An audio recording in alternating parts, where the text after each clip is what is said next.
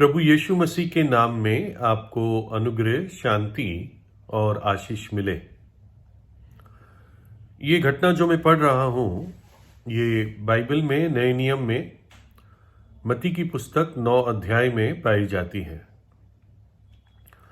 जब वे यरीहो से निकल रहे थे, तब एक बड़ी भीड़ उसके पीछे हो ली।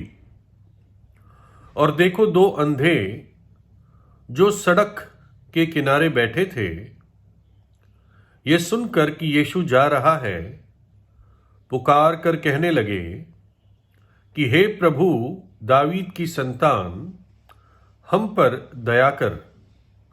लोगों ने उन्हें डांटा कि चुप रह, पर वे और भी चिल्लाकर बोले, हे प्रभु, दावीद की संतान, हम पर दया कर। तब यीशु ने खड़े होकर उन्हें बुलाया और कहा, तुम क्या चाहते हो कि मैं तुम्हारे लिए करूं? उन्होंने उससे कहा, हे प्रभु, यह कि हमारी आंखें खुल जाएं। यीशु ने तरस खाकर उनकी आंखें छुई और वे तुरंत देखने लगे और उसके पीछे हो लिए। इस घटना में प्रभु यीशु एक नगर से जा रहा है। उस नगर का नाम यरीहो है और एक बड़ी भीड़ प्रभु के पीछे थी। और 2 अंधे सड़क के किनारे पर बैठे हुए थे। उन्होंने सुना कि यीशु यहां से गुजर रहा है और वो चिल्ला चिल्ला कर कहने लगे, हे प्रभु, दावीद की संतान, हम पर दया कर। दावीद ये पूर्वज था जिस गोत्र से प्रभु यीशु जिस गोत्र में जन्मा था, तो इसलिए उसको दावीद की संतान कहकर बुला रहे थे। ये एक हम समझ नहीं पाएंगे, लेकिन उनकी संस्कृति के अनुसार एक आदर की पदवी थी। तो वो कहने लगे, प्रभु, हम पर दया कर। लोगों ने कहा, अरे चुप हो जाओ, डिस्टर्ब मत करो, प्रभु जा रहा है। तो वो और चिल्लाने लगे और तब प्रभु यीशु वहां पर रुक गया और उन्हें बुलाया और पूछा, बताओ मैं तुम्हारे लिए क्या करूं? है ना, कितना अद्भुत सवाल है। प्रभु मुझसे और आपसे पूछ ले, बता मैं तेरे लिए क्या करूं? और उन्होंने कहा, प्रभु, कि हमारी आंखें खुल जाए। और लिखा है, यीशु ने तरस खाकर उनकी आंखों को छुआ और वो दोनों देखने लगे और प्रभु के पीछे हो लिए। प्रभु को उन पर तरस आया। और यहां से हमें पता चलता है कि प्रभु यीशु अंधों की आंखें खोलता था जो उसके पास आए, जो आत्मिक रीति से अंधे हैं, जो ना सृष्टिकर्ता परमेश्वर को देख पाते हैं, पहचान पाते हैं, ना अपने अंदर के स्वभाव को, अपने अंदर के चेहरे को देख पाते हैं। उन सब की आंखों को प्रभु खोलता है यदि हम उसके पास जाते हैं। तो इस घटना को किसी पेंटर ने एक तस्वीर में पेंट किया। जैसे अच्छे पेंटर्स, आर्टिस्ट की आदत होती है कि किसी घटना को वो पेंटिंग के रूप में प्रस्तुत करते हैं। तो इस घटना को भी एक पेंटर ने अपनी तस्वीर में, अपने कैनवस पे उसने इसको पूरा पेंट किया, बहुत सुंदर रीति से। और उस पेंटिंग को 2 व्यक्ति एग्जामिन कर रहे थे, पता है, कुछ समय बाद, महीनों बाद या सालों बाद। वो 2 व्यक्ति, उसमें एक कवि था जो कविता लिखता है और दूसरा आर्टिस्ट था जो उसी फील्ड का था, पेंटिंग का, तस्वीरों बनाने का। और दोनों उसको एग्जामिन कर रहे थे, अप्रिशिएट कर रहे थे और आपस में डिस्कस कर रहे थे। तो आर्टिस्ट ने कवि से पूछा, आप बताइए, आपको इसमें क्या क्या चीज़ें रिमार्केबल, यानी रुचि वाली लगती है, जो आपका ध्यान खींचती है। तो कवि ने कहा कि जो घटना है उसके अनुसार ये पेंटिंग तो बहुत साफ और सुथरा है, बहुत क्लियर है। जिस तरह से लोग दिखाए गए हैं, प्रभु यीशु आगे जा रहा है, भीड़ उसके पीछे है, उसके चेले हैं, ये दो अंधे इनके जो पास आए हुए हैं और इनके चेहरे के एक्सप्रेशंस, ये सब बहुत परफेक्ट सा लग रहा है मुझे। तो कवि ने इस तरह से कहा। लेकिन जो आर्टिस्ट था, जो कलाकार था, उसने कहा कि मुझे एक बहुत विशेष चीज इस पेंटिंग में दिखती है। कहता है, देखो ये जो घर बना हुआ है सड़क के किनारे, ऐसा लगता है कि ये दो अंधे वहां पर बैठे थे, सड़क के किनारे था, वो दो वहां पर बैठे थे, और जब उन्होंने हल्ला सुना कि यीशु आ रहा है, यीशु आ रहा है, तो वो चिल्लाना उन्होंने शुरू किया। और जब प्रभु यीशु ने उनको बुलाया तो दोनों उस आवाज को सुनकर अंधे लोगों को थोड़ा सा डायरेक्शन का आइडिया हो जाता है। जब वो देख नहीं पाते तो उनके कान और बाकी सेंसेस बहुत तेज हो जाती है। ये परमेश्वर का अनुग्रह है, प्राकृतिक अनुग्रह। तो दोनों प्रभु यीशु की तरफ दौड़ कर आए या तेजी से चल के आए, है ना। लेकिन वो आर्टिस्ट ने कहा, एक बात ध्यान दो, ये जो घर है इसकी जो सीढ़ियां हैं इसके पास एक छड़ी रखी हुई है। तो कवि ने कहा, तो इसका क्या मतलब हुआ?